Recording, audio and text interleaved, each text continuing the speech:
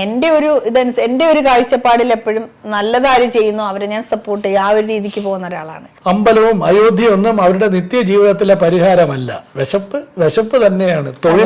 തൊഴിൽ തന്നെ വേണം.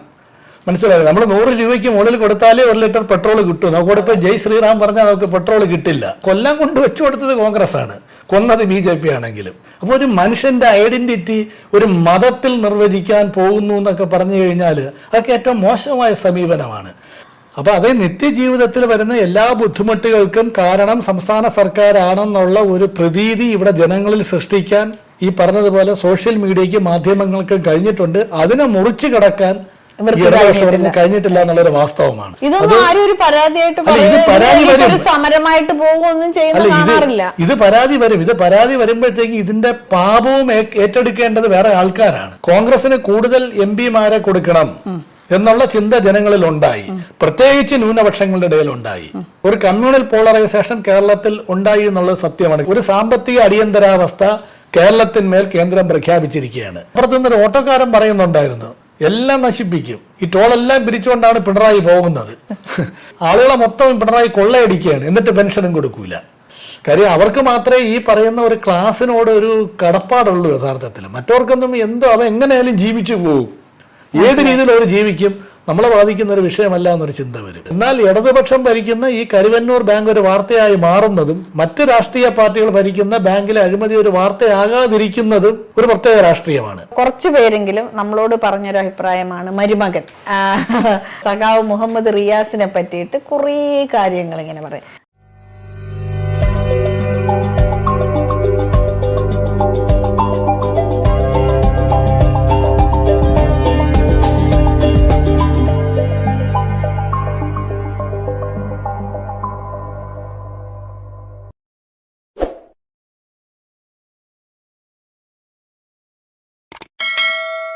ഹായ് ഫ്രണ്ട്സ്, എല്ലാവർക്കും ഷീത എക്സ്പ്ലോറിന്റെ മറ്റൊരു എപ്പിസോഡിലേക്ക് സ്വാഗതം.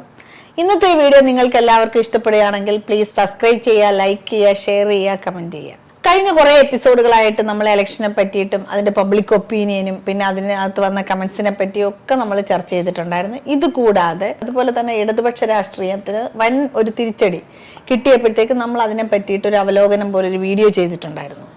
അതിനകത്ത് ഒരു പോയിന്റ് ഒന്നും നമ്മൾ പറഞ്ഞില്ല, പക്ഷെ നമ്മളുടെ ഒരു ചില വിലയിരുത്തലുകളാണ് അന്ന് പറഞ്ഞത്. അപ്പൊ ഇതിനകത്ത് ഒരുപാട് പേര് കമന്റ്സ് ആയിട്ട് പല റീസൺസ് അയച്ചു തന്നിട്ടുണ്ടായിരുന്നു. ഇത് കൂടാതെ തന്നെ പബ്ലിക് ഒപ്പീനിയനകത്ത് കൂടുതൽ ആൾക്കാരും പറഞ്ഞത് LDFന് ഇതിനേക്കാളും കൂടുതൽ സീറ്റ് കിട്ടും എന്നും പ്രവചിച്ചിട്ടുണ്ടായിരുന്നു.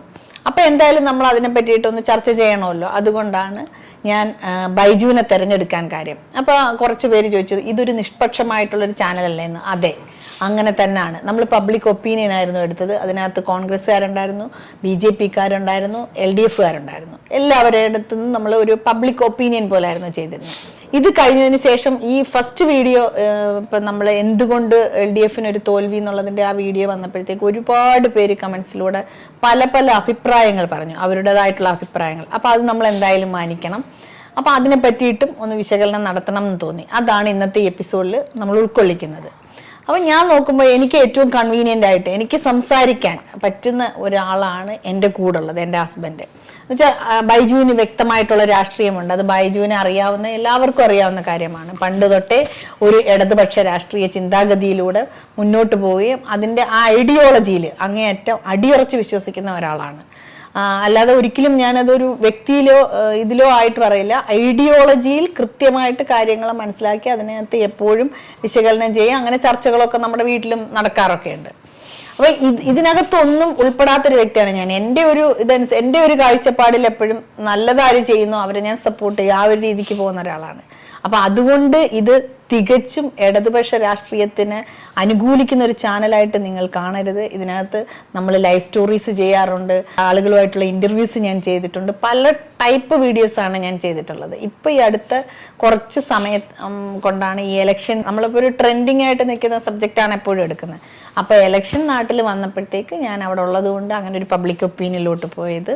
അത് ഒരുപാട് പേര് അത് കാണുകയും അതിൽ കമൻസിലൂടെ ഓരോ അഭിപ്രായങ്ങൾ പറയുകയൊക്കെ ചെയ്തു. അതിനകത്ത് ഒത്തിരി സന്തോഷമുണ്ട്. അപ്പൊ ബൈജു, ഈ ആദ്യത്തെ വീഡിയോയില് പിണറായിയും മാധ്യമങ്ങളും ഇടതുപക്ഷം കേരളത്തിൽ പരാജയപ്പെട്ടതിന്റെ കാരണങ്ങൾ എന്ന് പറഞ്ഞ് സോഷ്യൽ മീഡിയയിൽ പലരും മീഡിയകളിലും പറയുന്ന നരേറ്റീവിനകത്ത് അതിനകത്ത് പോലുമുള്ള വൈരുദ്ധ്യമാണ് നമ്മൾ ആദ്യത്തെ വീഡിയോയിൽ പറഞ്ഞത്. അപ്പൊ ഇത് ഇന്ത്യൻ പാർലമെന്റിലേക്ക് നടന്ന ഒരു തെരഞ്ഞെടുപ്പാണ്. അടുത്ത 5 വർഷം ഇന്ത്യ ആര് ഭരിക്കണം എന്നുള്ളൊരു ചോദ്യത്തിന്റെ ഉത്തരമാണ് നമ്മൾ ഈ കണ്ടത്. അപ്പൊ ഇതിനകത്ത് വിലയിരുത്തപ്പെട്ടത് യഥാർത്ഥത്തിൽ സംസ്ഥാന ഗവൺമെന്റിനെ അല്ല, കേന്ദ്ര ഗവൺമെന്റിനെയാണ് വിലയിരുത്തപ്പെട്ടത്. BJPയുടെ ഭരണത്തെയാണ് ജനങ്ങൾ ഇന്ത്യയിൽ ആകമാനം വിലയിരുത്തിയത്. ഇവിടെ നമ്മളെ കേരളത്തിൽ അതിശക്തമായ തിരിച്ചടിയാണ് ഇന്ത്യയിൽ ആകമാനം BJPക്ക് കിട്ടിയത്. അത് പ്രത്യേകിച്ചും ഹിന്ദി ഹൃദയഭൂമിയായ UP-യിൽ ഉണ്ടായ BJPയുടെ പരാജയം. അയോധ്യയിൽ അവർ തോറ്റു. അതായത് ഒരു BJP എന്ന് പറയുന്ന രാഷ്ട്രീയ പാർട്ടി ഏറ്റവും കൂടുതൽ പ്രൊമോട്ട് ചെയ്യുന്നത് ഹിന്ദു മതത്തിനെ ചുറ്റിപ്പറ്റിയുള്ള രാഷ്ട്രീയമാണ്. അതാണ് അവരുടെ അജണ്ട എന്ന് പറയുന്നത്. അത് വിട്ടാ വേറൊന്നും ഇല്ല അവർക്ക് പറയാനായിട്ട്. ഇതിനകത്ത് ഏറ്റവും എടുത്തു പറയേണ്ട കാര്യം അത് തന്നെയാണ്. അയോധ്യയിൽ തോറ്റു. ആ ബൈജു പറഞ്ഞ ആ ഒരു പോയിന്റ് വളരെ വാല്യുബിൾ പോയിന്റ്. അയോധ്യ എന്ന് പറയുന്നത് ഇന്ത്യയിലെ ഹിന്ദു മതത്തെ രാഷ്ട്രീയമായി കാണുമ്പോൾ നമ്മൾ കാണേണ്ട 2 സെന്റിമെന്റൽ ഐക്കോണാണ് അയോധ്യയും വാരണാസിയും. കാര്യം നമുക്കറിയാവുന്നതാണ് ഈ വാരണാസി അയോധ്യയും തമ്മിലുള്ള ബന്ധം എന്താണെന്നുള്ളത്. അയോധ്യയിൽ BJP തോറ്റു തുന്നം പാടി. അതെ, പക്ഷെ അത് നമ്മളെപ്പോലുള്ള സാധാരണക്കാരെ സംബന്ധിച്ച് വലിയൊരു സന്തോഷവും കൂടാണ്. അത് എന്താണെന്നറിയോ, ഒരു വോട്ട് പിടിക്കുമ്പോൾ എപ്പോഴും നമുക്ക് അമ്പലം പണിഞ്ഞു കൊടുക്കാം അല്ലെങ്കിൽ പള്ളി പണിഞ്ഞു കൊടുക്കാം എന്ന് പറഞ്ഞ് ഒരു അജണ്ട വെച്ചിട്ട് വോട്ട് പിടിക്കുന്നതിനുള്ള തിരിച്ചടിയായിരുന്നു അയോധ്യയിൽ വന്നത്. അവിടുത്തെ ജനങ്ങൾക്ക് അയോധ്യയിലെ അമ്പലത്തോടല്ല താല്പര്യം. അവർ ഒരുപാട് പേരെ കുടിയൊഴിക്കപ്പെട്ടു. അതായത് അവരുടെ നിത്യജീവിതത്തിനകത്ത് ഒരുപാട് പ്രശ്നങ്ങൾ വന്നു തുടങ്ങി. അപ്പൊ നമ്മൾ ഈ റിയാലിറ്റി അവർ മനസ്സിലാക്കി തുടങ്ങി. അത് ഞാൻ പറയാം. അതിനു മുമ്പ് ഈ വാരണാസിയിൽ ആരാണ് മത്സരിച്ചതെന്ന് അറിയാമല്ലോ. നരേന്ദ്രമോദിയാണ് വാരണാസിയിൽ മത്സരിച്ചത്. കഴിഞ്ഞ തവണ ഭൂരിപക്ഷം നോക്കണം. ഇത്തവണ കടന്നുകൂടുകയായിരുന്നു 1.5 ലക്ഷം വോട്ടിന്. എന്നെ ഏറ്റവും കൂടുതൽ അത്ഭുതപ്പെടുത്തി ഏകദേശം എനിക്ക് 1/2 മണിക്കൂറിന്റെ മുകളിൽ ശ്രീ നരേന്ദ്രമോദി പിറകിലായിരുന്നു. അത് തന്നെ ജനങ്ങൾക്ക് കൊടുക്കാവുന്ന ഏറ്റവും വലിയ ഷോക്ക് ട്രീറ്റ്മെന്റ്. അതായത് ജയിച്ചു തോറ്റു എന്നൊക്കെ പറയുന്നത് പോലെ ആ ഒരു വോട്ട് കൊണ്ട് മാത്രം കടന്നു പോയതെന്നുള്ള അല്ലാതെ ജനങ്ങളുടെ അംഗീകാരം ശ്രീ നരേന്ദ്രമോദിയുടെ വിജയത്തിനുണ്ടെന്ന് ഞാൻ കരുതുന്നില്ല. അപ്പൊ ഈ 2 സ്ഥലങ്ങളിലും BJPക്ക് നല്ല തിരിച്ചടി കിട്ടി. അത് മാത്രമല്ല UP-യിൽ BJPയെ സംബന്ധിച്ചിടത്തോളം വൻ പരാജയമാണ് ഇപ്പോൾ ഇവിടെ ഏറ്റുവാങ്ങിയത്. ഞാൻ നേരത്തെ പറഞ്ഞു, ജനങ്ങൾ ഇപ്പൊ റിയാലിറ്റി മനസ്സിലാക്കി തുടങ്ങി. ഈ പറയുന്നത് പോലെ രാമനും അമ്പലവും അയോധ്യയൊന്നും അവരുടെ നിത്യജീവിതത്തിലെ പരിഹാരമല്ല. വിശപ്പ് തന്നെയാണ്. തൊഴില് തന്നെ വേണം. മനസ്സിലായത്? നമ്മൾ 100 രൂപയ്ക്ക് മുകളിൽ കൊടുത്താലേ 1 ലിറ്റർ പെട്രോൾ കിട്ടും. നമുക്കിവിടെ ഇപ്പൊ ജയ് ശ്രീറാം പറഞ്ഞാൽ നമുക്ക് പെട്രോൾ കിട്ടില്ല. BJP 2 ടൈമിലും ഒരേ ഇത് തന്നെയാണ് ചെയ്തുകൊണ്ടിരുന്നത്. എങ്ങനെ മാക്സിമം എത്രത്തോളം ജനവിരുദ്ധമായ നയങ്ങളുമായി മുന്നോട്ട് പോകാം അതാണ് അവർ ചെയ്തുകൊണ്ടിരുന്നത്. മൊത്തം വിലക്കയറ്റം അതിരൂക്ഷമാണ്. നമുക്കറിയാം ഇപ്പൊ പെട്രോളിന്റെ ഡീസലിന്റെയും ഗ്യാസിന്റെയും ഒക്കെ വില ദിനംപ്രതിയായിരുന്നു കൂട്ടിക്കൊണ്ടിരുന്നത്. പക്ഷെ അത് കൂട്ടിപ്പോ നമ്മള് കുറച്ച് ദിവസം ഒന്ന് സ്ട്രൈക്ക് എന്തെങ്കിലും ഉണ്ടാക്കിയിട്ട് ഇത് പിന്നെ ഒരു ഇതിലും കാണാറില്ലല്ലോ. അത് കഴിയുമ്പോൾ സാധാരണ അത് ഇവര് പറയുന്ന ന്യായം എന്ന് വെച്ച് കഴിഞ്ഞാൽ ഗവൺമെന്റ് അല്ല കൂട്ടുന്നത്, എണ്ണ കമ്പനികളാണ് കൂട്ടുന്നത്. പക്ഷെ ഇതിനു മുമ്പ് ചെയ്തത് ആക്ച്വലി കോൺഗ്രസ് ആണ്. ഇത് കൂട്ടാനുള്ള അവകാശം എണ്ണ കമ്പനികൾക്ക് കൊടുത്തത് 2ാം UPA സർക്കാരാണ്. മനസ്സിലായില്ല? അപ്പൊ ഇതിന്റെ തുടക്കം എന്ന് പറയുന്നത് കോൺഗ്രസ് ആണ്. അവരാണ് തുടങ്ങി ഇട്ടുകൊടുത്തത്. അതായത് ഇന്റർനാഷണൽ മാർക്കറ്റിൽ വില കുറയുമ്പോൾ യഥാർത്ഥത്തിൽ ഇവിടെയും വില കുറയേണ്ടതാണ്. ഇവിടെ കുറയുന്നില്ല. ഇവിടെ അപ്പോഴും കൂടിക്കൊണ്ടിരിക്കുകയാണ്. എണ്ണ കമ്പനികൾക്ക് ജനങ്ങളെ യഥേഷ്ടം കൊള്ളയടിക്കാനുള്ള ഒരു ഗ്രീൻ സിഗ്നൽ ഈ ഗവൺമെന്റ് കൊടുത്തു. നമ്മൾ ഈ ബാബറി മസ്ജിദ് രാമജന്മഭൂമിയുടെ തുടക്കമിട്ടതും കോൺഗ്രസ് ആണ്. മനസ്സിലായില്ല? അപ്പൊ ഇതെല്ലാം ചെയ്തു കൊടുത്ത കൊല്ലം കൊണ്ട് വെച്ചു കൊടുത്തത് കോൺഗ്രസ് ആണ്, കൊന്നത് BJP ആണെങ്കിലും. അതാണ് നമ്മുടെ ഇന്ത്യൻ ജനത നേരിടുന്ന ഏറ്റവും വലിയൊരു വെല്ലുവിളി. അപ്പൊ ഈ ഇന്ധനങ്ങളുടെ വില കൂടുന്നതിനനുസരിച്ച് നമ്മുടെ നിത്യോപയോഗ സാധനങ്ങളുടെ എല്ലാം വില കൂടുന്നു. അതനുസരിച്ച് ആളുകൾക്ക് സാലറി കൂടുന്നില്ല. അതനുസരിച്ച് ആളുകൾക്ക് വരുമാനം കൂടുന്നില്ല. തൊഴിലില്ലായ്മ അതിരൂക്ഷമായി പൊയ്ക്കൊണ്ടിരിക്കുകയാണ്. ഇപ്പൊ റെയിൽവേയിലൊക്കെ എത്രത്തോളം വാക്കൻസികൾ ഒഴിഞ്ഞു കിടക്കുന്നു. ഇനിയും നികത്തിയിട്ടില്ല റെയിൽ. എനിക്ക് തോന്നുന്നു ഈ ഗവൺമെന്റ് വന്നതിന് ശേഷം പൊതുമേഖല ആകെ തകർന്നു പോയി. പൊതുമേഖല അവർ സപ്പോർട്ട് ചെയ്യുന്നതേ ഇല്ല. BSNLന്റെ ഒക്കെ അവസ്ഥ നോക്കണം. വഴിവിട്ട് കോർപ്പറേറ്റുകളെയൊക്കെ ഒരുപാട് സഹായിക്കുന്നുണ്ട്, ഇഷ്ടംപോലെ കോർപ്പറേറ്റുകളെ സഹായിക്കുന്നുണ്ട്. പക്ഷെ ഈ പറയുന്ന പൊതുമേഖലാ സ്ഥാപനങ്ങളെല്ലാം ആക്രി വിലയ്ക്ക് തൂക്കി വയ്ക്കുന്ന ഒരു സമീപനമാണുള്ളത്. പൊതുമേഖലാ സ്ഥാപനങ്ങളിൽ ജനങ്ങൾക്ക് തൊഴിൽ കിട്ടുന്നില്ല. അതുപോലെ തന്നെ കൂലി, നിങ്ങൾ ഈ പറഞ്ഞതുപോലെ അത്രത്തോളം കൂലി വരുന്നില്ല. നമുക്കിപ്പോ ജീവിത ചെലവ് കൂടുമ്പോൾ നമ്മുടെ വരുമാനം വർദ്ധിക്കുകയാണെന്നുണ്ടെങ്കിൽ കുഴപ്പമില്ല. പക്ഷെ നമ്മുടെ വരുമാനം അതിൽ നിൽക്കുകയും ജീവിത ചെലവ് കൂടുകയും ചെയ്യുമ്പോഴത്തേക്ക് സ്വാഭാവികമായിട്ട് ആൾക്കാർക്ക് ബുദ്ധിമുട്ട് വരും. വരുമാനം എന്ന് പറയുന്നത് നമ്മുടെ ആളോഹരി വരുമാനം, ഇന്ത്യയിലെ ജനങ്ങളുടെ ആളോഹരി വരുമാനം നോക്കുകയാണെങ്കിൽ അത് വളരെയധികം കുറഞ്ഞിട്ടുണ്ട്. പക്ഷേ ഇവിടുത്തെ ശതകോടീശ്വരന്മാരുടെ വരുമാനം എന്ന് പറയുന്നത് കൂടുകയാണ്. ഇന്ത്യയുടെ മുഴുവൻ സ്വത്തും ഇരിക്കുന്നത് ഒരു ചെറു ന്യൂനപക്ഷത്തിന്റെ. അപ്പൊ ഈ ഗ്യാപ്പ് വളരെയധികം വലുതായിക്കൊണ്ടിരിക്കുകയാണ്. ഇല്ലാത്തവൻ വളരെ താഴ്ചയിലോട്ട് പോയിക്കൊണ്ടിരിക്കുന്ന ഒരു അവസ്ഥയാണ്. അപ്പൊ ഇതെല്ലാം ജനങ്ങൾക്ക് ബോധ്യമായി. ഇതാണ് റിയാലിറ്റി. പിന്നെ നമ്മൾ കണ്ടതാണ് വർഗീയ പ്രശ്നങ്ങൾ, വംശീയ പ്രശ്നങ്ങൾ, ആളുകളെ പല ചേരികളിലാക്കി പല തട്ടുകളിലാക്കി തമ്മിലടിപ്പിക്കുക, UP-യിലൊക്കെ നമ്മൾ കാണുന്നുണ്ട്, നിത്യം എത്ര അക്രമങ്ങളാണ് വരുന്നത്. ദളിതർക്ക് നേരെ നടത്തുന്ന അക്രമം മണിപ്പൂർ ഒരു നേർചിത്രമായിട്ട് നമ്മുടെ മുന്നിലുണ്ട്, ഒരു തീരാവേദനയായിട്ട് നമ്മുടെ മുന്നിലുണ്ട്. അപ്പോൾ അതുപോലെ തന്നെ നമുക്ക് ഇഷ്ടമുള്ളൊരു ഫുഡ് കഴിക്കാനുള്ള ഒരു സ്വാതന്ത്ര്യമില്ലായ്മ, നമ്മുടെ ഫുഡ്, നമ്മുടെ വസ്ത്രം, ഇതെല്ലാം തീരുമാനിക്കുന്നത് വേറെ ആരുമാണ്. അതിൽ ഏറ്റവും ദുഃഖകരമായ ഒരു അവസ്ഥ എന്ന് പറയുന്നത് നമ്മുടെ പ്രധാനമന്ത്രി പോലും ഇത് പ്രൊമോട്ട് ചെയ്യുന്നു എന്നാണ്. അദ്ദേഹം പറഞ്ഞതാണ് അയാളുടെ വസ്ത്രം കണ്ടാൽ അറിയാം അയാൾ ആരാണെന്ന്. അപ്പോൾ ഒരു മനുഷ്യന്റെ ഐഡന്റിറ്റി ഒരു മതത്തിൽ നിർവചിക്കാൻ പോകുന്നു എന്നൊക്കെ പറഞ്ഞു കഴിഞ്ഞാൽ അതൊക്കെ ഏറ്റവും മോശമായ സമീപനമാണ്.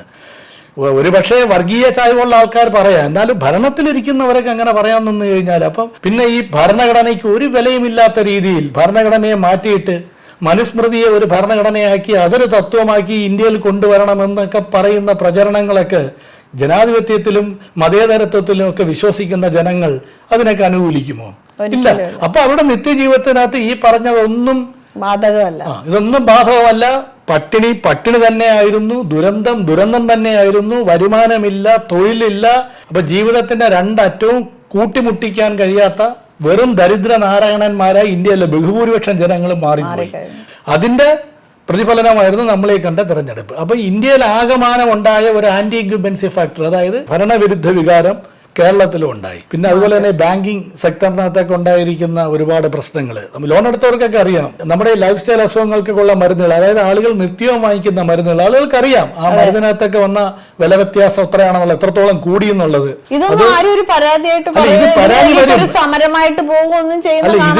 ഇത് പരാതി വരും. ഇത് പരാതി വരുമ്പോഴത്തേക്ക് ഇതിന്റെ പാപവും ഏറ്റെടുക്കേണ്ടത് വേറെ ആൾക്കാരാണ്. ഇത് ആരാണ് ഈ മരുന്നുകൾക്ക് വില കൂട്ടുന്നത് എന്നുള്ളത് നമ്മുടെ ജനങ്ങൾക്ക് അറിയില്ല.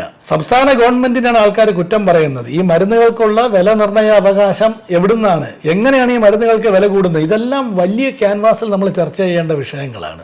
അതെ, അതിനൊക്കെ നിന്ന് കഴിഞ്ഞാൽ ഒരുപാട് സമയം നമുക്ക് വേണ്ടി വരും. അപ്പൊ നമ്മൾ ഇപ്പൊ ഈ കേരളത്തിൽ ഞാൻ പറഞ്ഞു, ഈ BJPക്കെതിരെയുള്ള ഭരണവിരുദ്ധ വികാരം കേരളത്തിലെ എല്ലാ സ്ഥലങ്ങളിലും ഉണ്ടായി. തൃശ്ശൂരിൽ മാത്രം അത് വ്യത്യസ്തമായി നിന്നു.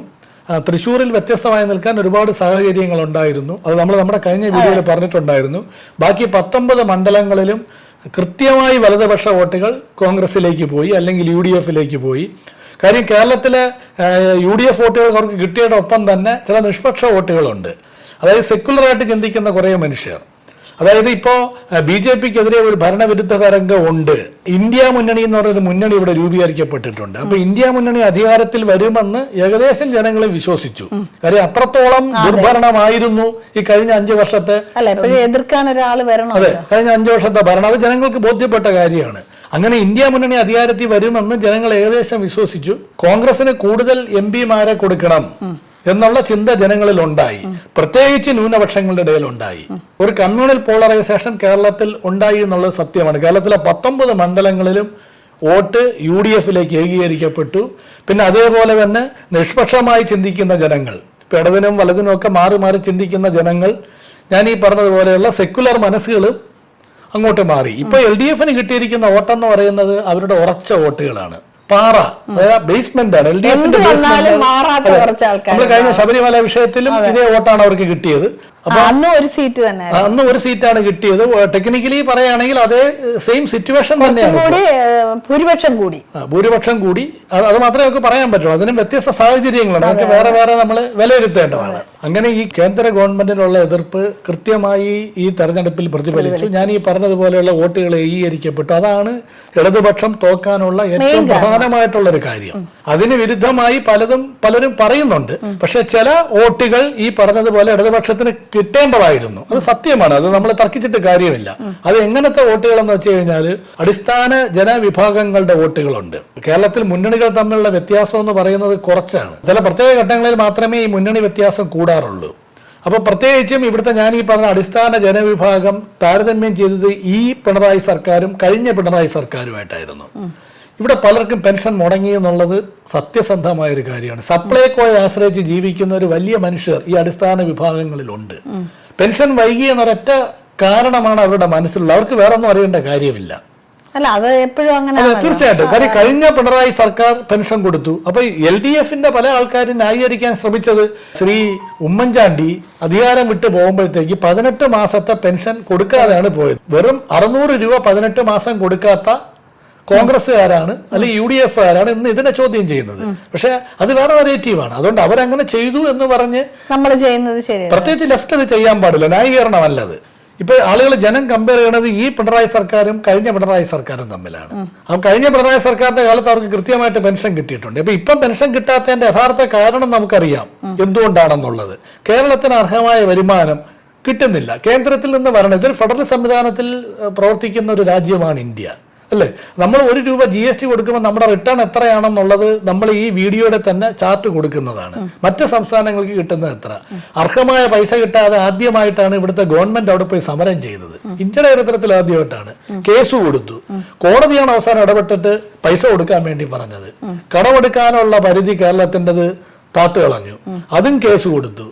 അപ്പൊ എന്ത് കാര്യം വന്നാലും കേസ് കൊടുക്കുക. കേസ് കൊടുത്തു കഴിഞ്ഞാൽ ചിലപ്പോൾ ഇമ്മീഡിയറ്റ് ആയിട്ട് ഒരു വിധി വരണമെന്നില്ല. പക്ഷെ ഈ പൈസ കിട്ടിക്കഴിഞ്ഞപ്പോഴത്തേക്ക് അപ്പോൾ തന്നെ ആ പെൻഡിങ് ആയിട്ടുള്ള 2-3 മാസത്തെ പെൻഷൻ സർക്കാർ കൊടുത്തു കഴിഞ്ഞു.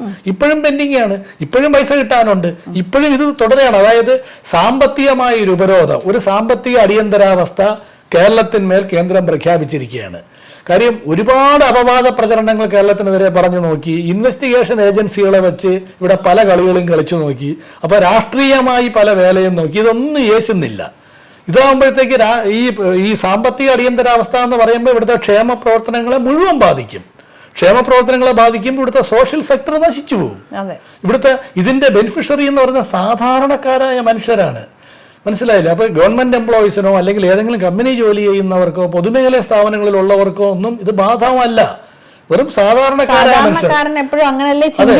അവന്റെ ജീവിതത്തെ ഇത് ഒരുപാട് കഷ്ടത്തിലേക്ക് കൊണ്ടുപോയിട്ടുണ്ട്. അപ്പൊ അവർക്ക് പെൻഷൻ കിട്ടുന്നില്ല എന്നുള്ളപ്പോൾ അവർക്ക് ഒരു വെറുപ്പ് വന്നു. പിന്നെ ഈ പറഞ്ഞതുപോലെ പല രീതിയിലുള്ള നരേറ്റീവ് സർക്കാരിനെതിരെ പറയും.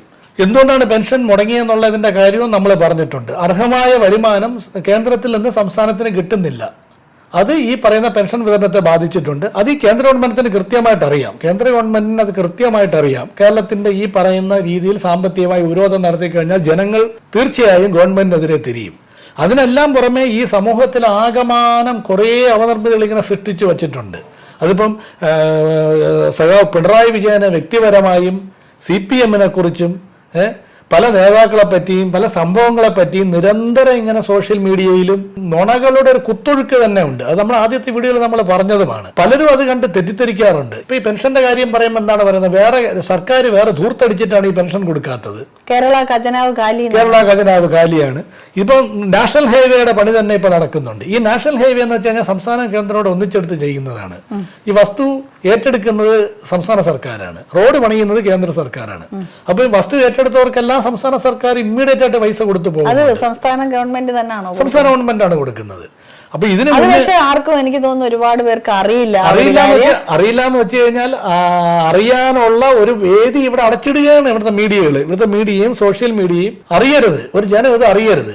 എന്നിട്ട് എല്ലാവരും പറയുന്നതാണ് നരേന്ദ്രമോദി റോഡ് പണിയുന്നു, നരേന്ദ്രമോദി വികസനത്തിന്റെ ആള്, ഇവിടെയുള്ളവർ ധൂർത്തടിക്കുന്നു. ഇതാണ് നരേറ്റീവായിട്ട് ഇങ്ങനെ പൊയ്ക്കൊണ്ടിരിക്കുന്നത്. അതങ്ങ് വിശ്വസിക്കുകയാണ് ആൾക്കാർ. അത് വിശ്വസിച്ച് അത് കിട്ടുന്നവർ ഇങ്ങനെ പ്രചരിപ്പിച്ചുകൊണ്ടിരിക്കുകയാണ്. അപ്പോൾ പണ്ടൊക്കെ ഭൂമി ഏറ്റെടുക്കാൻ വരുമ്പോൾ ആളുകൾ കൊടുക്കാൻ വിമുഖത കാണിക്കുമായിരുന്നു. ഇപ്പൊ ആളുകൾ അങ്ങോട്ടാണ് പോകുന്നത്, ഇതുവഴി റോഡ് പൊയ്ക്കൂടെ എന്നൊക്കെയുള്ള രീതിയിൽ. പിന്നെ നല്ല പൈസ കിട്ടുന്നുണ്ട്, ഉടൻ സെറ്റിൽമെന്റ് ആണ്. ഒരു പ്രശ്നമില്ലാത്തതാണെങ്കിൽ ഉടൻ തന്നെ സെറ്റിൽ ചെയ്ത് പോകുന്നുണ്ട്. ഇപ്പൊ ഏകദേശം റോഡിന്റെ പണി നമ്മൾ കാണുന്നുണ്ടല്ലോ, എത്രത്തോളം റോഡ് വലുതായിക്കൊണ്ടിരിക്കുകയാണെന്നുള്ളത്. എന്നിട്ട് ഇവ ടോൾ വയ്ക്കുന്ന ആരാണ്? കേന്ദ്ര ഗവൺമെന്റ്. സംസ്ഥാന സർക്കാരിന് റോളുമില്ല. ടോള് വെച്ച് നമ്മൾ തന്നെ പോയപ്പോ കണ്ടാണ് 300 രൂപയായിരുന്നു നമ്മുടെ ടോൾ.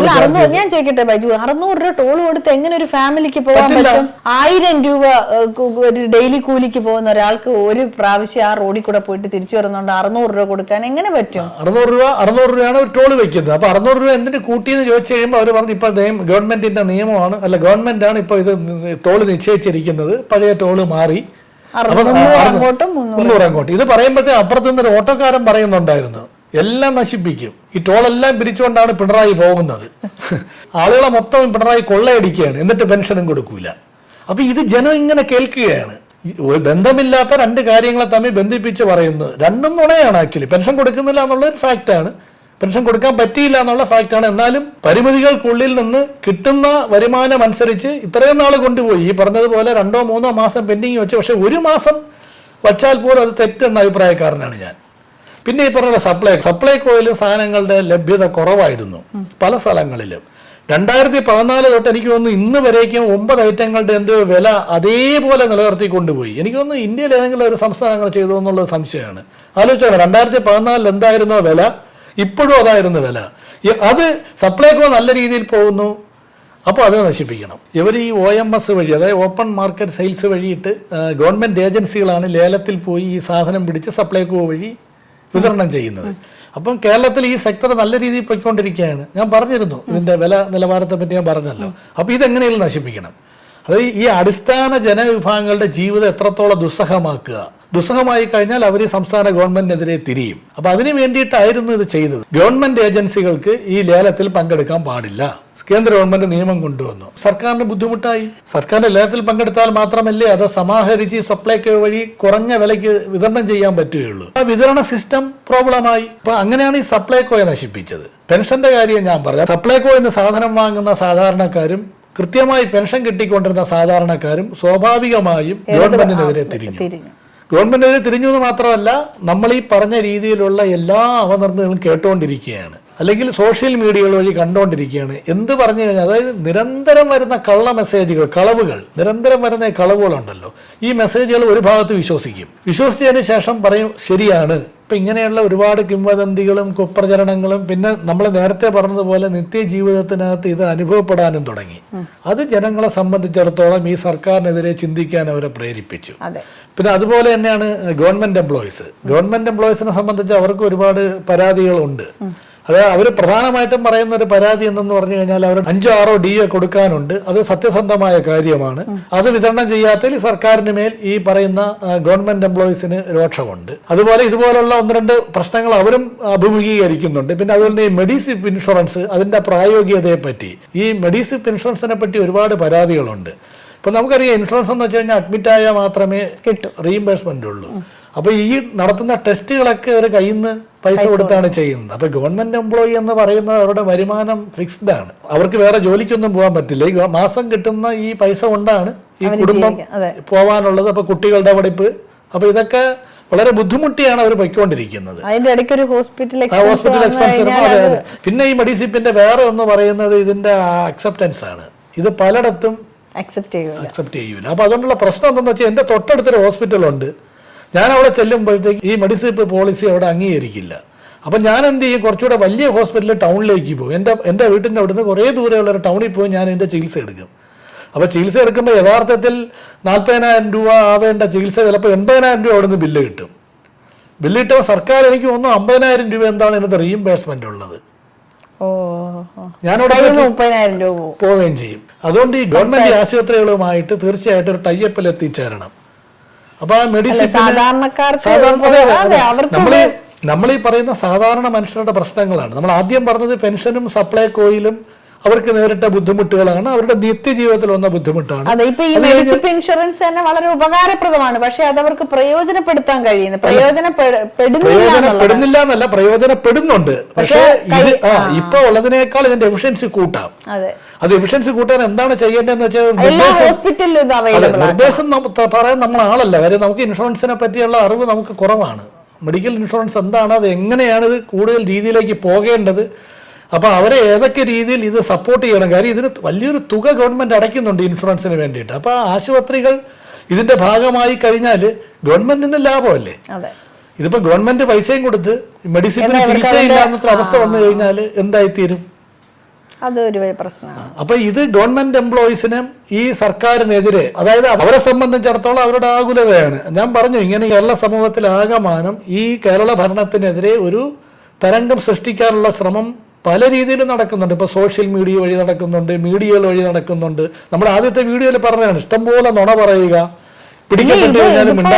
അപ്പൊ ബൈജി പറഞ്ഞ ഈ 3 കാര്യങ്ങള് ശരിക്കും പറഞ്ഞാൽ മിഡിൽ ക്ലാസ്സിലും ലോ ക്ലാസ്സിലും ഉള്ളവർക്ക് എല്ലാവർക്കും വളരെയധികം എഫക്ട് ചെയ്യുന്ന കാര്യമാണ്. അപ്പൊ അവര് സ്വാഭാവികമായിട്ടും അവരെപ്പോഴും രാഷ്ട്രീയമോ ഇതോ ഒന്നും നോക്കില്ല. പലരും ഇപ്പൊ നമ്മളെ കമന്റിൽ തന്നെ പറഞ്ഞു, ഞങ്ങൾക്ക് സ്വസ്ഥമായിട്ട് ജീവിക്കണം. എപ്പോഴും നമ്മളെ കുടുംബത്തിൽ നമ്മുടെ മക്കൾക്കൊരു അസുഖം വന്നാൽ നമ്മൾ ഹോസ്പിറ്റലിൽ ചെല്ലുമ്പോൾ ഇപ്പൊ ഇൻഷുറൻസ് ഇല്ല എന്ന് പറയുമ്പോൾ അവര് തകർന്നു പോകും. അത് പലപ്പോഴും അങ്ങനെ തന്നെയാണ്. അതൊന്നും നമുക്ക് കുറ്റം പറയാൻ പറ്റില്ല, ആരെയും കുറ്റം പറയാൻ പറ്റില്ല. അപ്പൊ അതേ നിത്യജീവിതത്തിൽ വരുന്ന എല്ലാ ബുദ്ധിമുട്ടുകൾക്കും കാരണം സംസ്ഥാന സർക്കാരാണെന്നുള്ള ഒരു പ്രതീതി ഇവിടെ ജനങ്ങളിൽ സൃഷ്ടിക്കാൻ ഈ പറഞ്ഞതുപോലെ സോഷ്യൽ മീഡിയയ്ക്ക് മാധ്യമങ്ങൾക്കും കഴിഞ്ഞിട്ടുണ്ട്. അതിനെ മുറിച്ചു കടക്കാൻ കഴിഞ്ഞിട്ടില്ല എന്നുള്ളൊരു വാസ്തവമാണ്. അതിനുള്ള പരിഹാരം ചെയ്യാനുള്ള ഗവൺമെന്റ് തലത്തിലല്ല, ഈ ഗവൺമെന്റ് നേതൃത്വം കൊടുക്കുന്ന രാഷ്ട്രീയ പാർട്ടി ചെയ്യണം. സത്യാവസ്ഥ ജനങ്ങളെ അറിയിക്കണം എന്താണെന്നുള്ളത്. കാര്യം സത്യം അറിയാൻ വൈകും. സത്യം അറിയുമ്പോഴത്തേക്കും നമ്മളൊരു മനുഷ്യനെ അത്രത്തോളം വെറുത്തിട്ടുണ്ടാവും. ഇവിടെ പലരും പറയാറുണ്ട്, പലരും വ്യക്തിപരമായിട്ട് പറയാറുണ്ട്, അത് കമ്മ്യൂണിസ്റ്റുകാർ ശരിയല്ല, ഇടതുപക്ഷക്കാർ ശരിയല്ല. എന്താണ് കാരണം നോക്കിയാൽ പ്രത്യേകിച്ച് ഒരു കാരണവും പറയാനില്ല. അപ്പൊ സർക്കാർ ഇതിനകത്തൊക്കെ ഇപ്പൊ ഈ പറഞ്ഞ കാര്യങ്ങൾക്കൊക്കെ ഒരു വ്യക്തത വരുത്തുകയും അതിനുള്ള പരിഹാരം കാണുകയും വേണം. അപ്പോഴത്തേക്ക് എനിക്ക് തോന്നുന്നു സാധാരണക്കാരുടെ ഇടയിലോട്ട് വീണ്ടും ഇത് എന്തുകൊണ്ട് ഇപ്പൊ ഞാനോ ബൈജോ ഉള്ള ഒരു അഭിപ്രായമല്ല ഈ പറയുന്നത്. ഇടതുപക്ഷം എന്ന് പറഞ്ഞു കഴിഞ്ഞാൽ ഒരു വൈകാരികമായിട്ട് അതിനെ കണക്കാക്കുന്ന ഒരുപാട് ആൾക്കാരുണ്ട്.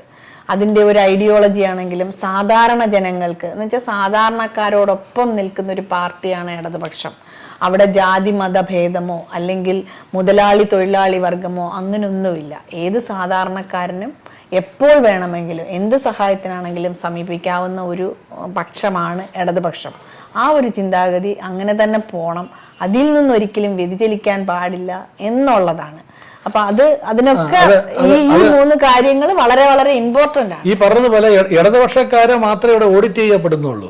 ഇപ്പൊ ഇവിടെ ഈ സർക്കാരിനും സർക്കാരിന്റെ ഭരണത്തിനും സർക്കാരിന്റെ പാർട്ടിയെ പറ്റിയും ആർക്കും എന്തും വിളിച്ചു പറയാം. ഒരു തെളിവും വേണ്ട. വെറുതെ ഒരു A4 ഷീറ്റിനകത്ത് എന്തെങ്കിലും ആരെങ്കിലും എഴുതി കൊടുക്കുന്നത് മതി. ഇല്ല സ്വന്തമായിട്ട് എഴുതിക്കൊണ്ടെന്ന് വായിക്കുക, എന്നിട്ട് പറയും ഇതാണ് തെളിവ്. ഇത് ഇല്ലാന്ന് കാണിക്കാനുള്ള ബാധ്യത ഇവർക്കല്ല. ആരെക്കുറിച്ചാണോ പറഞ്ഞ അയാൾ ഇത് ചെയ്യണം. അതാണ് എനിക്ക് മനസ്സിലാവാത്ത.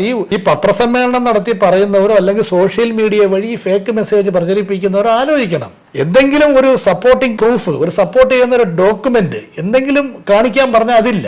എത്രത്തോളം അതാണ് നമ്മളൊരു 100 പേര് ഇത് കേൾക്കുമ്പോഴത്തേക്ക് ചിലപ്പോൾ 50 പേര് വിശ്വസിക്കണേ ആയിക്കോട്ടെ. 50 പേര് വിശ്വസിക്കുന്നു, അവർ നോക്കുമ്പോൾ പെൻഷൻ കിട്ടുന്നില്ല, സപ്ലൈകോയിൽ സാധനമില്ല. ഇത് സത്യമാണ്.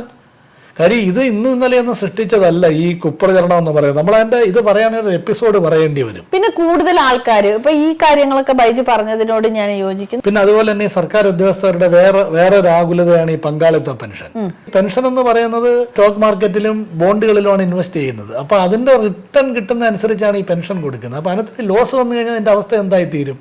ഇത് യഥാർത്ഥത്തിൽ ഇംപ്ലിമെന്റ് ചെയ്യുന്നത് ശ്രീ ഉമ്മൻചാണ്ടി മുഖ്യമന്ത്രി ആയിരുന്ന സമയത്താണ്. അന്ന് കോൺഗ്രസ് അനുകൂല സംഘടന അതിനൊപ്പമായിരുന്നു.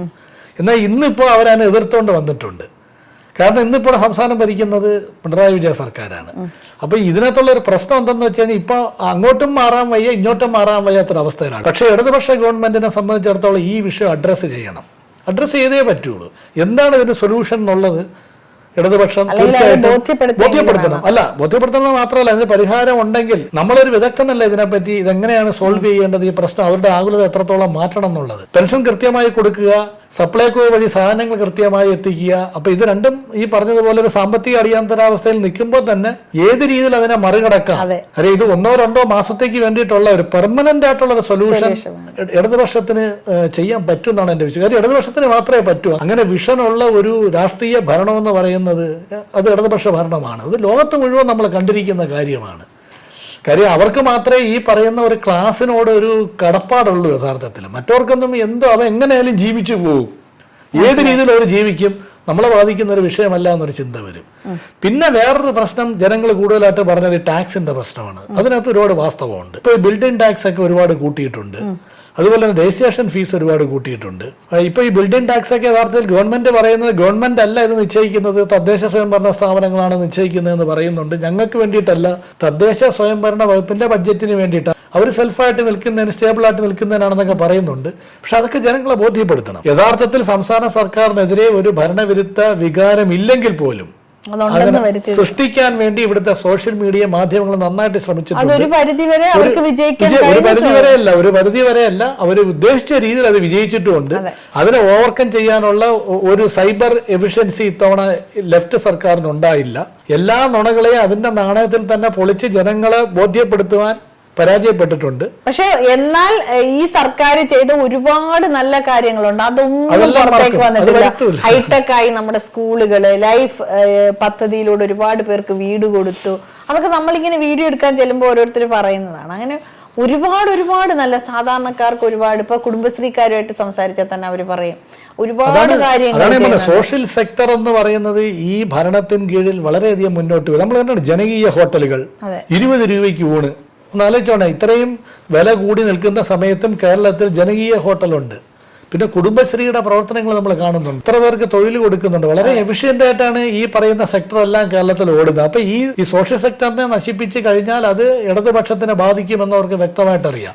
പിന്നെ ഇതിനോട് ചേർത്ത് വായിക്കാനുള്ളതാണ് ഈ തൃശ്ശൂരിൽ ഒരു കരുവന്നൂർ ബാങ്കിൽ നടന്നൊരു അഴിമതി.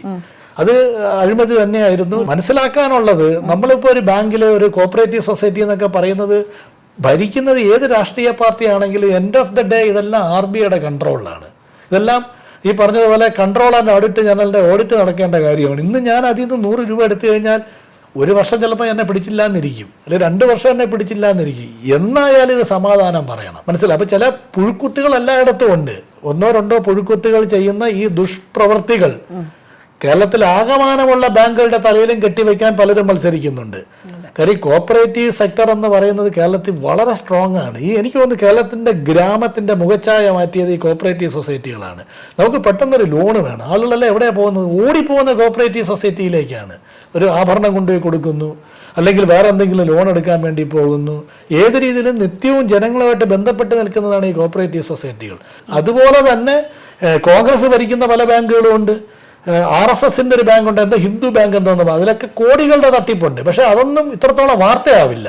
അത് എന്തുകൊണ്ടെന്ന് വെച്ച് കഴിഞ്ഞാൽ അത് ഈ സമൂഹത്തിൽ സംരക്ഷിക്കാൻ ആൾക്കാരുണ്ട്. എന്നാൽ ഇടതുപക്ഷം ഭരിക്കുന്ന ഈ കരുവന്നൂർ ബാങ്ക് ഒരു വാർത്തയായി മാറുന്നതും മറ്റ് രാഷ്ട്രീയ പാർട്ടികൾ ഭരിക്കുന്ന ബാങ്കിലെ അഴിമതി ഒരു വാർത്തയാകാതിരിക്കുന്നതും ഒരു പ്രത്യേക രാഷ്ട്രീയമാണ്. പിന്നെ ഒരു കാര്യം ഞാൻ പറയുന്നുണ്ട്, കരുവന്നൂർ ബാങ്ക്, അതായത് കരുവന്നൂർ ബാങ്ക് എന്നല്ല, ഇടതുപക്ഷം ഭരിക്കുന്ന ഒരു ബാങ്കുകളിലും അങ്ങനെ ഒരെണ്ണം ഉണ്ടാവാൻ പാടില്ല. കാരണം അവരുടെ ഐഡിയോളജിക്ക് എഗനിസ്റ്റ് ആണത്. അവരൊരിക്കലും അങ്ങനെ ചെയ്യാൻ പാടില്ല. അത് തീർച്ചയായിട്ടും ഇപ്പൊ നമ്മൾ ഈ പറഞ്ഞതുപോലെ മറ്റിടത്ത് അത് ഉണ്ടായി എന്ന് പറഞ്ഞ് ഇതിനെ ഒരിക്കലും ജസ്റ്റിഫൈ ചെയ്യാനും പറ്റൂല.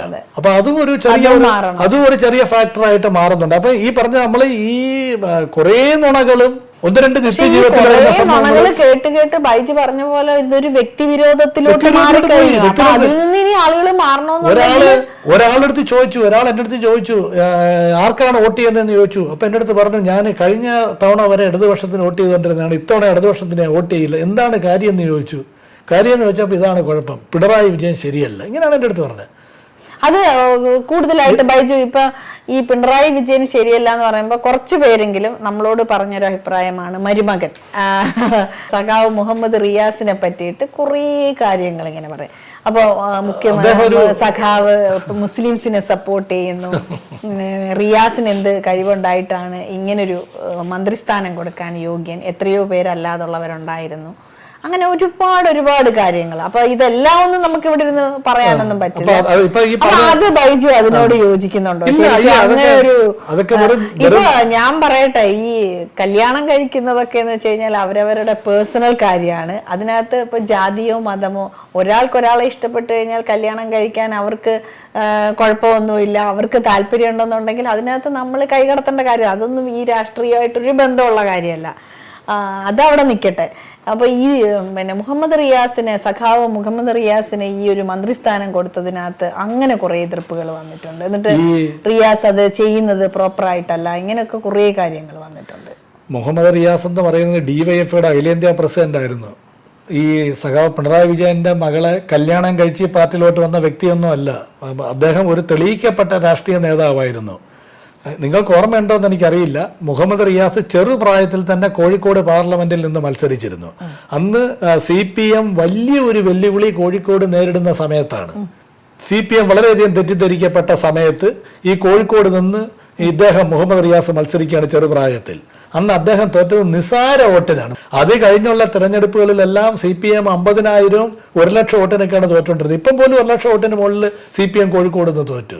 അന്ന് ഈ സംഭവത്തിന് ഏറ്റവും കത്തി നിൽക്കുന്ന സമയം, ഇപ്പൊ ആ സംഭവത്തിന്റെ തീവ്രത കുറഞ്ഞു വരുന്നുണ്ട്. ഇത് ഏറ്റവും പീക്കി നിൽക്കുന്ന സമയത്ത് മത്സരിച്ചിട്ട് പോലും അദ്ദേഹം തോറ്റത് ചെറിയ വോട്ടിനാണ്. പിന്നെ അദ്ദേഹം DYFയുടെ അഖിലേന്ത്യാ പ്രസിഡന്റ് ആയിരുന്നു. ശ്രദ്ധേയമായ പല സമരങ്ങളും അഖിലേന്ത്യാ തലത്തിൽ നടത്താൻ അദ്ദേഹത്തിന് സാധിച്ചിട്ടുണ്ട്.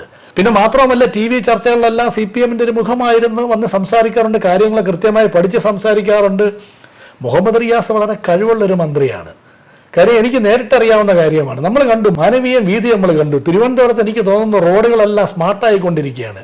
നമ്മൾ ഗൾഫ് രാജ്യങ്ങളിലെ കണ്ടിട്ടുണ്ട്, പോസ്റ്റ് ഇല്ല, കേബിൾ ഇല്ല, എല്ലാം ഭൂമിക്കടിയിലൂടെയാണ്. അപ്പൊ അങ്ങനെ തിരുവനന്തപുരത്ത് സ്മാർട്ട് റോഡുകൾ വരികയാണ്. ഇതൊക്കെ ഇദ്ദേഹം ആവിഷ്കരിച്ചതാണ്. അതുപോലെ തന്നെ ഡെസ്റ്റിനേഷൻ വെഡ്ഡിങ്, ഇതൊക്കെ ഒരു പുതിയൊരു കൺസെപ്റ്റാണ് കേരളത്തെ സംബന്ധിച്ചിടത്തോളം. പുതിയൊരു കൺസെപ്റ്റ് അല്ലേ ഡെസ്റ്റിനേഷൻ വെഡ്ഡിങ്. അതുപോലെ ടൂറിസം സെക്ടറിനകത്ത് കേരളം വളരെ മുന്നോട്ട് പോകുന്നുണ്ട്. പിന്നെ അത് പ്രൊമോട്ട് ചെയ്യുന്നതിന് വേണ്ടി മന്ത്രി എന്നുള്ള രീതിയിൽ അദ്ദേഹം തന്നെ സോഷ്യൽ മീഡിയയിലെല്ലാം വീഡിയോകൾ ചെയ്യുന്നുണ്ട്. മനസ്സിലായില്ലേ? അപ്പൊ അതിനെയൊക്കെ കുറ്റവും കുറവും കണ്ട് പലർക്കും പല അഭിപ്രായവും പറയാൻ പറ്റുമായിരിക്കും. പിന്നെ അതുപോലെ തന്നെ ടൂറിസം രംഗത്ത് ഒരുപാട് വികസനം കേരളത്തിൽ നടക്കുന്നുണ്ട്. മാനവീയ വീതി മാതിരി തന്നെ എനിക്ക് തോന്നുന്നു തിരുവനന്തപുരത്ത് തന്നെ വേറെയും 2-3 സ്പോട്ടുകൾ ഇത് വരുന്നുണ്ട്. കേരളത്തിൽ ആകമാനം ചില കേന്ദ്രങ്ങളിൽ മാനവീയ വീതിയിൽ മോഡലിലുള്ള ഈ പറയുന്നത് പോലെ 24 മണിക്കൂർ മനുഷ്യർക്ക് എൻജോയ് ചെയ്യാനുള്ള കേന്ദ്രങ്ങൾ വരികയാണ്. മനുഷ്യന് പാടണമെങ്കിൽ പാടാം, ആടുന്നവർക്ക് ആടാം. മനസ്സിലായില്ലേ? അവിടെ സഭ്യമായ രീതിയിൽ നമുക്ക് എന്ത് വേണോ അവിടെ പോയി ചെയ്യാം.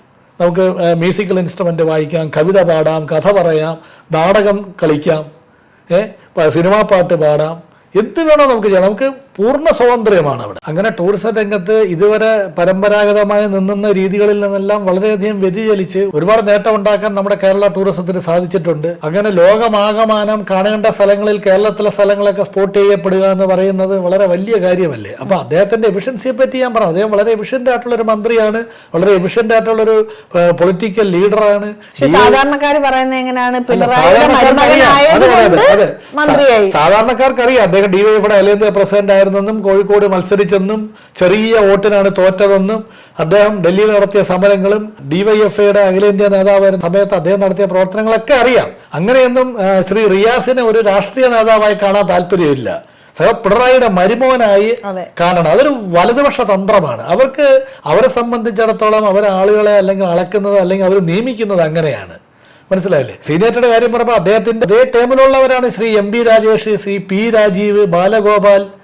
അപ്പൊ ഇവരെല്ലാം എങ്ങനെയാണ് വന്നത്? അപ്പൊ ഇദ്ദേഹം രാഷ്ട്രീയ രംഗത്ത് നിറഞ്ഞുന്ന ഒരു വ്യക്തിത്വമാണ്.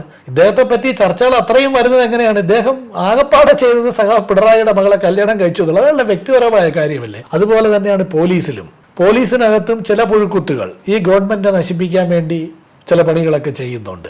മനസ്സിലായില്ലേ? ഇത് യഥാർത്ഥത്തിൽ ഗവൺമെന്റിന്റെ നയമോ പോലീസിന്റെ നയമോ ഒന്നും അല്ല. ഇത് അവർ ഇൻഡിവിജ്വലി ചെയ്യുന്നതാണ്. ഒരു ഗവൺമെന്റിനെ എങ്ങനെ നശിപ്പിക്കുക, നാറ്റിക്കുക എന്നുള്ളത്. അത് പല സംഭവങ്ങളും നമ്മൾ അടുത്ത് കണ്ടതാണ്. ഇതുപോലുള്ള ചെറിയ കാര്യങ്ങളിൽ പോലും ചില പോലീസിലെ ചിലർ കാണിക്കുന്ന ഈ വൃത്തികെട്ട പണി കാരണം ഇത് മൊത്തത്തിൽ ഗവൺമെന്റിനൊരു ബാധ്യതയായിട്ട് വരുന്നുണ്ട്. ചിലവരെ ഇപ്പൊ പിരിച്ചുവിട്ട സംഭവം പോലും ഉണ്ട്. ഈ ഗവൺമെന്റ് ഈ പോലീസിലെ ഗുണ്ടകളെയൊക്കെ 7-8 പേരെ പിരിച്ചുവിടുകയൊക്കെ ചെയ്തതിന് സർവീസിൽ പോലും അവർ തിരിച്ചെടുക്കില്ല. അപ്പോൾ ഗവൺമെന്റ് സ്ട്രിക്റ്റ് ആക്ഷൻ എടുത്ത് പോകുന്നുണ്ട്. അപ്പോൾ ഈ എല്ലാ ഘടകങ്ങളും കൂടെ ഒന്നിച്ച് വർക്ക് ചെയ്തു. ഇതിനകത്ത് ഏറ്റവും മെയിനായിട്ട് നിന്നത് BJPയുടെ സ്ഥാനത്ത് ഒരു നാഷണൽ പാർട്ടി എന്നുള്ള രീതിയിൽ കോൺഗ്രസ് വരണം, അല്ലെങ്കിൽ ഇന്ത്യ മുന്നണി വരണം എന്ന് ചിന്തിച്ച ജനങ്ങൾ കേരളത്തിലുണ്ടായി. ഇന്ത്യ മുന്നണി എന്ന് പറഞ്ഞാൽ നമ്മൾ ഇന്ത്യ മുന്നണിയെ പറ്റി പറയുമ്പോൾ ഇന്ത്യ മുന്നണി എന്ന് പറയുന്ന ഒരു മുന്നണിയുടെ ബ്രെയിനും അതിനെ കോർഡിനേറ്റ് ചെയ്തതും എല്ലാം CPMന്റെ അഖിലേന്ത്യാ സെക്രട്ടറി സഖാവ് സീതാറാം യെച്ചൂരിയാണ്. മനസ്സിലായില്ലേ? പിന്നെ അതുപോലെ തന്നെ ആ സമയത്ത് തന്നെയാണ് ഇലക്ട്രൽ ബോണ്ടിന്റെ പ്രശ്നം വരുന്നത്. ഇലക്ട്രൽ ബോണ്ട് വെളിയിൽ കൊണ്ടുവരുന്നതും ഈ സഖാവ് യെച്ചൂരിയാണ്. CPM ആണ് കേസ് കൊടുക്കുന്നത്. ഇലക്ട്രൽ ബോണ്ട് വാങ്ങാത്ത ഇന്ത്യയിലെ 2 രാഷ്ട്രീയ പാർട്ടികൾ CPM CPI ആണ്. ബാക്കി എല്ലാവരും വാങ്ങി. കോടതിയിൽ പോയി എനിക്ക് തോന്നുന്നു 1-2 പ്രാവശ്യം ഗവൺമെന്റിനെ കൊണ്ട് തിരുത്തിക്കാൻ അവർക്ക് സാധിച്ചു. മനസ്സിലായി? അപ്പൊ തിരുത്തൽ ശക്തിയായി. പാർലമെന്റിൽ 4 സീറ്റോ 5 സീറ്റോ CPM ഉണ്ടോ ഇല്ലയോ എന്നുള്ളതല്ല.